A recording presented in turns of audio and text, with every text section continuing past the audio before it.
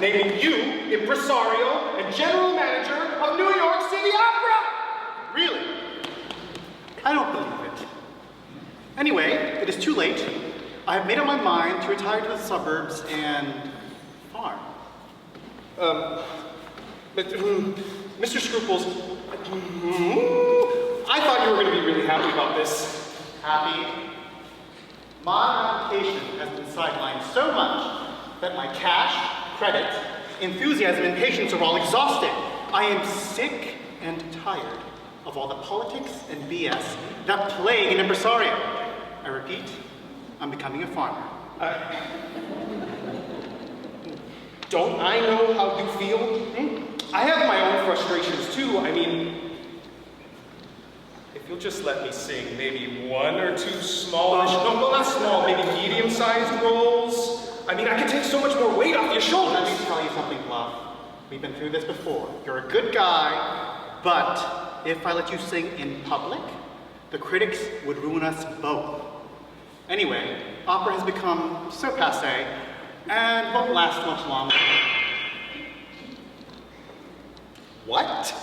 How can you say such a thing? Well, it's expensive. Yeah, maybe 30 years ago, but things have changed. I mean, obviously opera can be produced dirt cheap. Well, what about all the singers we'd have to pay? Listen, the modern impresario only has to worry about 3 singers, okay?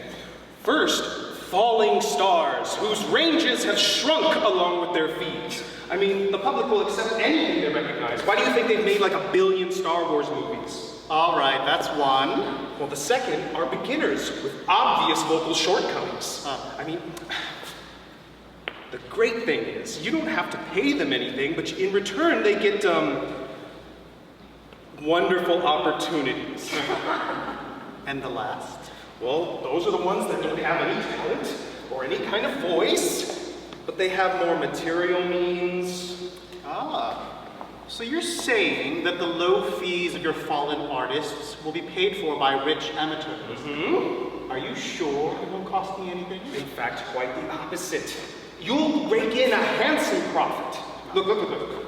I know things look bleak right now, but it's always darkest before the dawn. Trust me. In fact, Mr. Angel's been waiting outside for the last 15 minutes. I'm gonna go see him. Mr. Angel? The Wall Street banker? That creepy and tiresome gargoyle that lurks around soprano dressing rooms? What does he want? Well, he's coming here to talk to us, so I can guess, but just hear him out, okay? Just don't be hasty. We need money! Mr. Angel!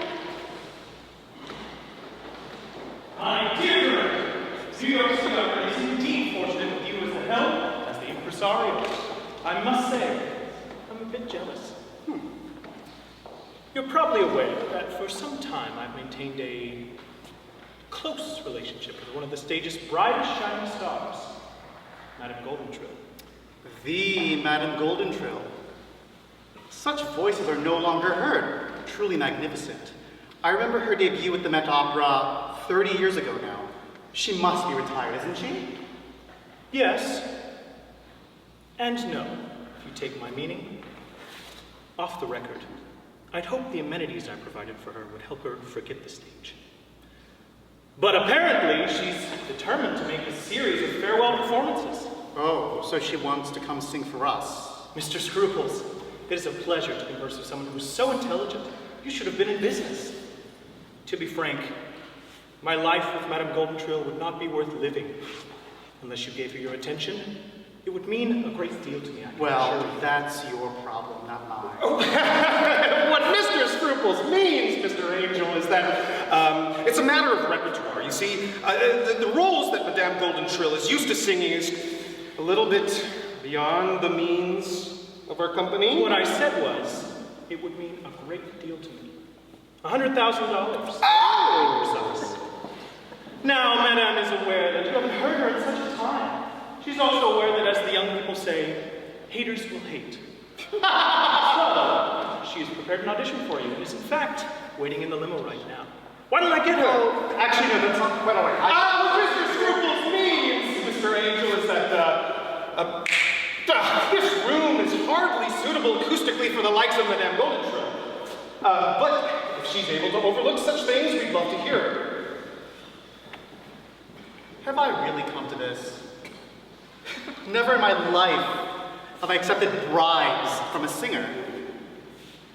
Mr. Scruples, please, don't be angry. I mean, we've worked so hard for this season to go through, and now $100,000, Madame Goldentrill will get her performances, which will sell out, and we'll be able to put on operatic masterpieces that no one wants to hear. But my principles, my ideals, my reputation, just... You naughty boy! You've been in town almost 6 months, and you never came to call. Forgive me, madam. My dear, you mustn't hold him against our dear friend Scruples. He's been arranging all the crazy details of a brilliant season. Really? Well, of course he has. We've always been such good friends. Indeed. He's been meaning to pay you a visit at least 100 times. I mean, just the other day we were about to take a walk down the street. We were going to go visit you, and it was going to be a wonderful occasion. And who are you, might I ask? Ah, that's my assistant and colleague, Mr. Bluff, madam. Your assistant and colleague. Oh, what a charming expression. Well, thank you so much. May I have a selfie? Fine. Thank you. Let me get the... I think this is my mom's camera. Tag me. Okay. Now, my dear director, I shall sing for you. I want you to hear how my voice has developed in the upper range without losing one of those low, lustrous, pear-shaped tones for which I am so famous. Madam, really, I could not dream of asking an artist of your reputation to audition. Nonsense! We're all professionals, aren't we? Now, go. Sit. Make yourselves comfortable. Oh, never. And I promise you will all be amazed.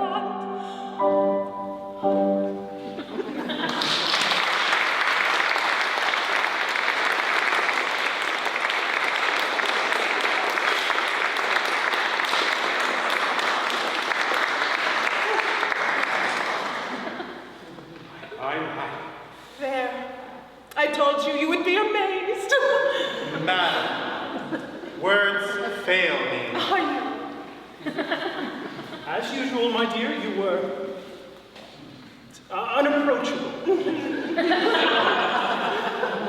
What a voice! What musicianship! What art!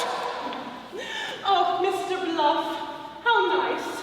I see you actually are a connoisseur. Now, my dear director, as my contribution to your company, I shall play all the dramatic leads for a mere pittance. $5,000 per week. $5,000? Really, madam, Hey, is that Mozart over there? It's Angel's money. Who does she think she is, Pavarotti? What Mr. Scruples was meaning to say, Madam Goldentrill, is that we don't want to be tasteless and talk about money in the presence of such an artist. The delicacy of your sentiments more than makes up for the modesty of your offer. I will be happy to be the prima donna of your little company. You are a shrewd bargainer, aren't you? Yes, my dear. Nothing can I waiting a little more. Mr. Scruples and I will drop your contract. Maybe afterwards we can celebrate. Yes, I mean, we wouldn't want to bore you discussing business details, you know. Well, what is there to discuss or even celebrate at Yes, this point? financial discussions do bore me. I will be waiting out in the limo. Don't be too long, gentlemen. Bye. My dear director, what a difference this is going to make in my life. And in mine.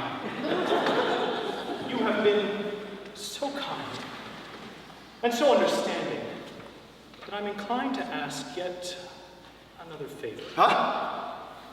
As it happens, though I'm not quite sure how it came about, I've come across a young lady who has not yet been on the stage but possesses some amazing abilities. A prodigy, perhaps? Are you saying that you are supporting two singers at once?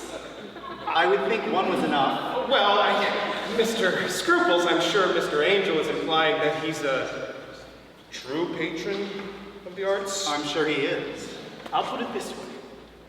I am as intrigued by Miss Goldentrill's past as I am by Miss Silvertone's future. Oh, just build a theater of your own then. I understand this so clearly that I'm willing to advance yet another $100,000. Donate, I mean. So you are willing to pay $200,000 to ensure the engagements of your two lovers? I mean ladies. Yes, and you can keep any profits. Well, surely there must be some conditions attached to this wonderful offer. My friend, you have me all wrong. I only want to help. Of course, I would expect a modest voice in the decisions of the theater. See? Actually, I've always wanted to be an impresario of sorts. I think you'll find I have great ideas concerning acting, staging, casting, technique, diction, ticket sales, stage fighting. Well, aren't you just full of surprises today, Mr. Angel? Well, back to Miss Silvertone. She's waiting in her own limo right now. Why don't I prove you my eye for talent? Looking forward to it. This guy. Mr. Scruples, you got to admit that our future is looking considerably brighter. Well, it's looking better. An hour ago, we had nothing. Now, $200,000 and more is sure to come in. I guess with all this money flying around, you'll be wanting a raise. Not that I blame you. Well, I have done quite well for myself as your right-hand man, and I would continue to do so by my shrewd business dealings as well as maybe some things that aren't so ethical. But I wouldn't have to do those things if you would just maybe let me sing just a few small, well, maybe not small roles, but again, small-ish roles. I would be able to do so much for you and your Gentlemen, I present to you Mrs. Silvertone. Oh my gosh. I am assured her form matches her voice. Need I say more? If I may say so, gentlemen, Mr. Angel does not exaggerate, as you can plainly see, and as you will clearly hear. And I guess you'll be needing me to play the piano for you.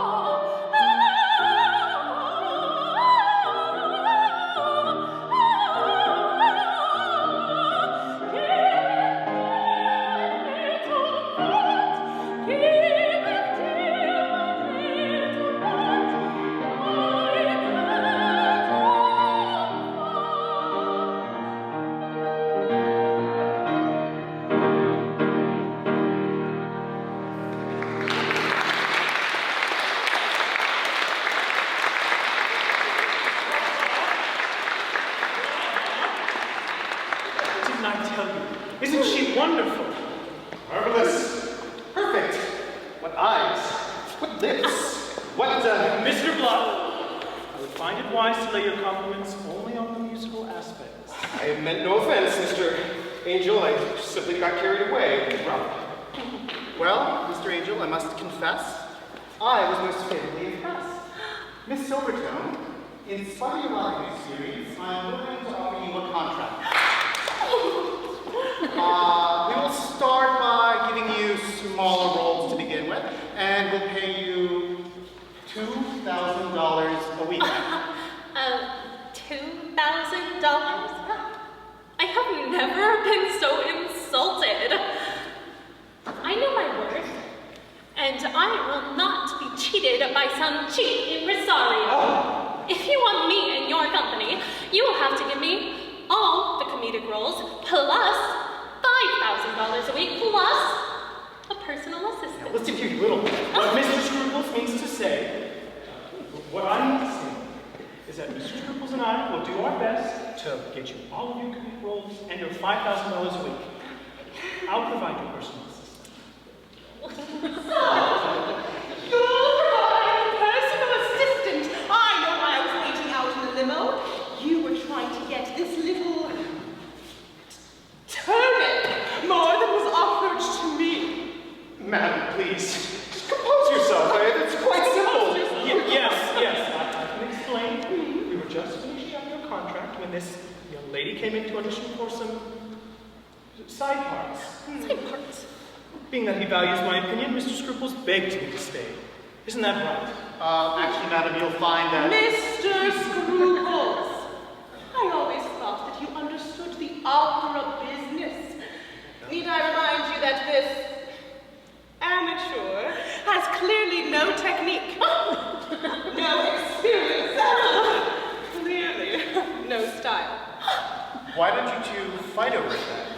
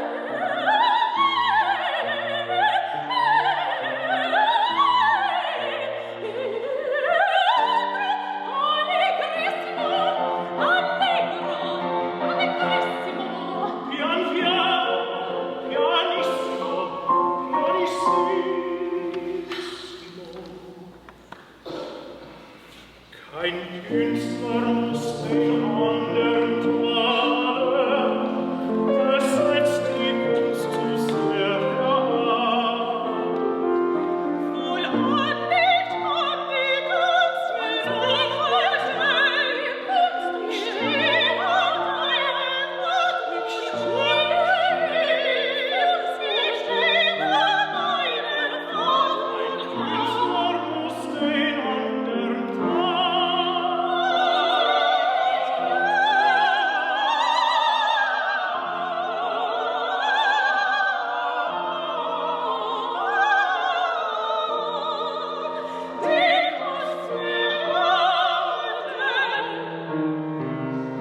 Ich kann die Kunst weder ich kann die Kunst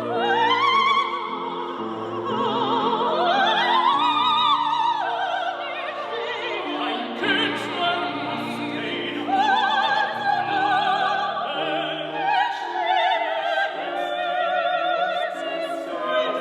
Ein Künstler muss den Laden, es setzt die Kunst so sehr heran. Ich bin die Erste, Ein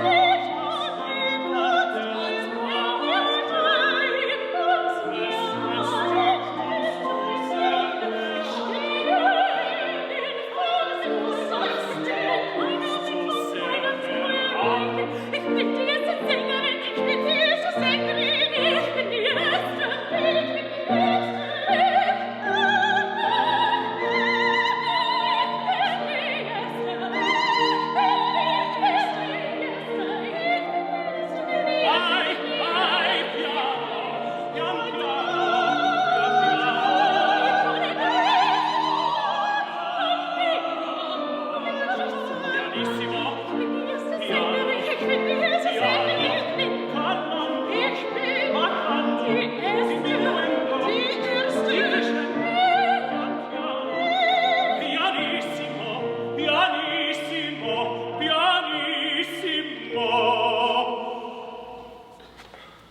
Wow. Well,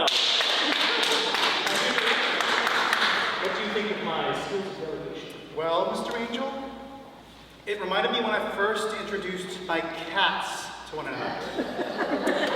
Well, I think I have proven who is the Prima Donna of this company. Did you hear my brilliant staccati and my high sustained D flat? Flat? Yeah. High D? Never. I don't know who you are or what you are doing here, but I'm the leading comedian of this company, and I'm making no less than $5,000 a week. Well, I'm the leading tragedienne of this company, and I don't care what it is you're making or whoever you are, for I am the Madame Goldentrill. Never heard of her. Oh! Must have been before my time. Ladies! Let's settle this on a business basis. Each lady will get $3,000 a week, with their respective roles and their names agreed to be printed larger than the authors and the composers. Larger than the conductors and all the dramatic leads. Larger than the directors and all the comic leads. That settles it. Now all we need to do is draw up a contract.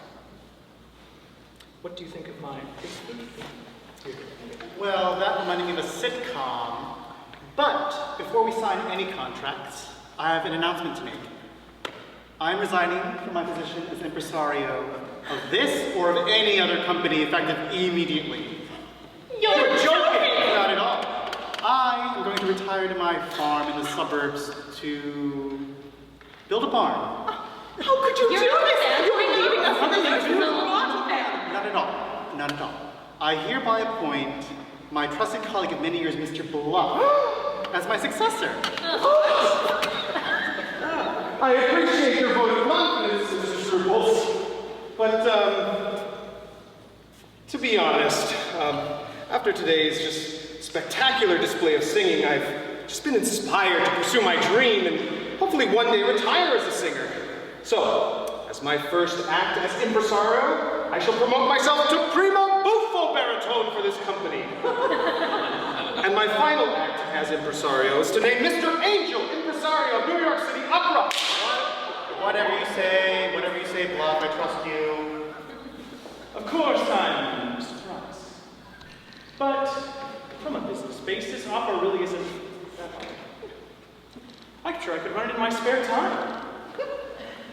Mr. Scruples, we are going to miss your broad experience. Oh, Miss Silvertone, you've shown me that talent and experience are overrated. Mr. Scruples, how could you do this to us? Opera needs you. Do not worry about art or music, madam. They have endured for centuries, generally in spite of, not because of individuals. Opera will again, as in the past, have good and bad impresarios. But quacks cannot dismantle governments any more than false prophets can discredit religion. Opera, madam, will occasionally have... The wonderful Mr. Scruples, let us salute the impresario of this company, whoever he may be. The past. The present. And future. The impresario! How about one more for the road?